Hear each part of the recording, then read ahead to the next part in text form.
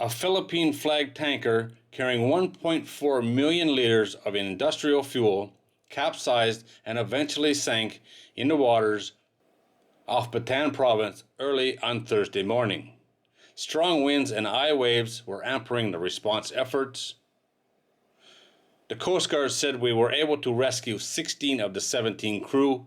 One is still missing. 4 of the crew required medical treatment. In an initial report, the Philippine Coast Guard said the Terra Nova capsized and eventually sank nearly 4.3 miles from land at around 1:10 a.m. It also said a search and rescue response operation was underway for the missing crew member.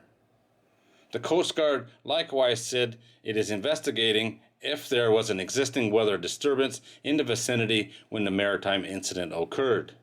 It had deployed one of its aerial assets to assess the oil spill situation. An aerial survey of the area shows an oil slick covering 2 nautical miles. They have yet to determine if parts of the main cargo fuel of 1.4 million liters have already spilled into the sea.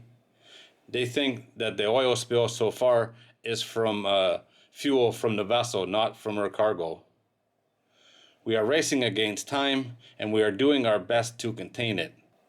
Reports indicate that the oil slick was being carried by strong currents in an easterly-northeasterly direction, and the Marine Environmental Protection personnel have been mobilized to help contain it.